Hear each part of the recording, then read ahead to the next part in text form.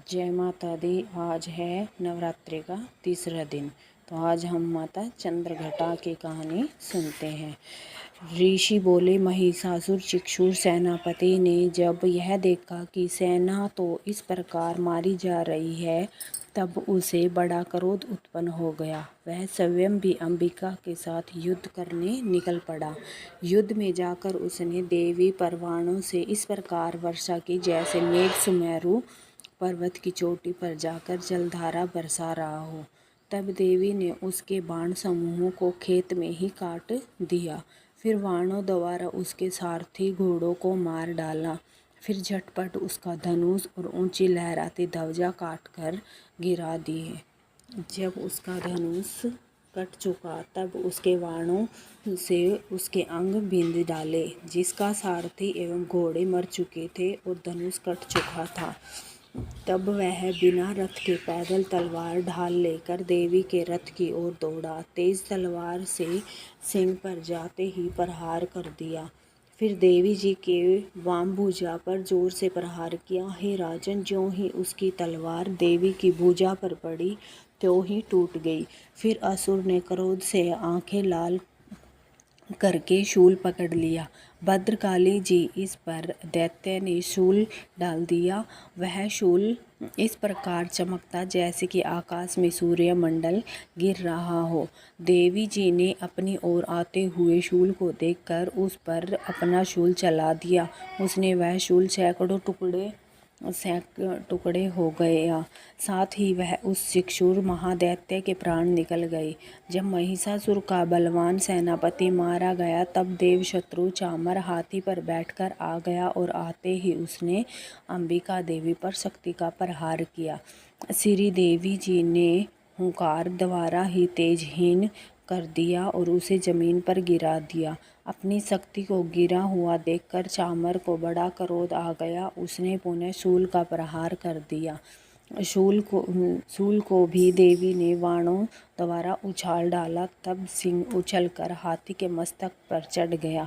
फिर दैत्य के साथ भुजा युद्ध करने लगा। वह दोनों परस्पर लड़ते लड़ते उस हाथी पर से नीचे पृथ्वी पर आ गिरे और भयंकर प्रहारों से परस्त युद्ध करने लगे। तब बड़े वेग से सिंह ऊपर को उछाला और ऊपर आकाश से नीचे की ओर गिरते गिरते पंजों से प्रहार से दैत्य चामर का सिर धड़ से अलग कर डाला। देवी जी ने शिला और वृक्ष आदि से युद्ध में उदगर को मार डाला। फिर कराल को भी दांतों, मुक्कों और थप्पड़ों के द्वारा मार गिराया। क्रोध में परिपूर्ण देवी ने गदा की चोटों से उद्धत को चूर चूर कर दिया। भिंदीपाल शस्त्र द्वारा वास्कल तथा बाणों द्वारा अधंग एवं तामर को मारकर यमधाम भेज दिया। त्रिनेत्र धारिणी देवी परमेश्वरी ने उग्रवीर्य महाहनु नाम के दैत्य को त्रिशूल द्वारा मार दिया। तलवार से विडाल कर सिर धड़ से अलग कर दिया। विदुर और दुर्मम इन दोनों को बाणों द्वारा यमपुरी पहुंचा दिया। इस प्रकार अपनी सेना का नाश होता देख भैंसे का रूप बनाकर महिषासुर उन गणों को डराने लगा।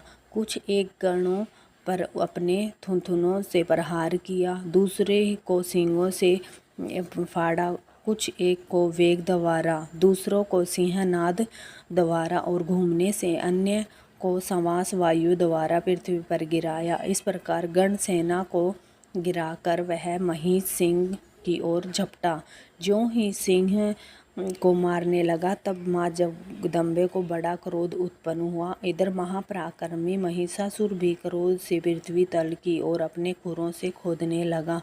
फिर सींगों से बड़े ऊंचे ऊंचे पहाड़ उठाकर फेंकने लगा। साथ में गर्जन लगा।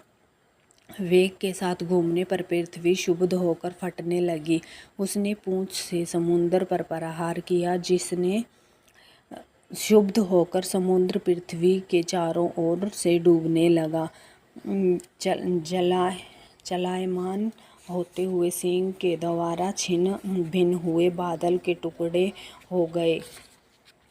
चलायमान होते हुए से उसके सवासों को कठोर वायु से उड़ते हुए सैकड़ों पर्वत आकाश से गिरने लगे। इस प्रकार क्रोधपूर्ण उस महादैत्य को अपनी ओर आता देखकर चंडिका उसे मारने के लिए क्रोध में आ गई। कुपित चंडिका ने उसकी ओर पास फेंका और वह उसके द्वारा उस दैत्य को बांध दिया। तब से उस महायुद्ध में बंधे उस दैत्य ने अपने महिषासुर रूप का त्याग कर दिया, झटपट सिंह के रूप में आ गया। ज्यों ही चंडिका उसका सिर काटने लगी तब तो वह तलवार हाथ में लिए पुरुष दिखाई देने लगा।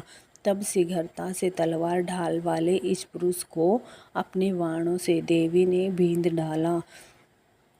अब वह एक बड़ी हाथी हो आया। अपनी सूंड से देवी सिंह को खींचा, फिर गर्जने लगा। उसकी खींचते समय खड्ग के द्वारा देवी ने उसके सूंड को कटा दिया। फिर वह महादैत्य भैंसे के रूप में आ गया और चराचर त्रिलोकी को सताने लगा।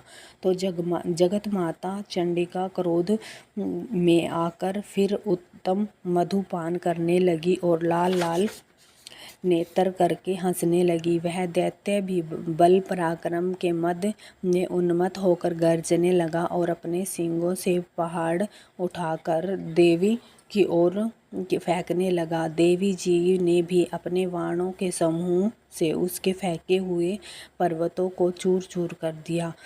तब सुरापान के मद के कारण लाल लाल नेत्र वाली चंडिका जी ने कुछ अस्त व्यस्त शब्दों में कहा। देवी जी बोली, हे मूढ़, जब तक मैं मधुपान कर लूं तब तक तू क्षण भर के लिए गर्ज ले। मेरे द्वारा संग्राम भूमि में तेरा वध हो जाने पर तो शीघ्र ही देवता भी गर्जने लगेंगे।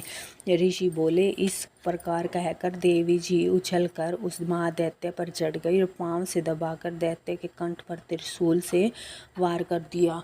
देवी के पांव से दबे हुए उस दैत्य ने अपने मुख से बाहर निकलने का प्रयत्न दूसरे रूप में किया। अभी आधा निकल ही पाया था कि देवी जी ने उसके पराक्रम द्वारा उसे वहीं रोक लिया। आधा निकलकर भी उस दैत्य ने युद्ध करना नहीं छोड़ा।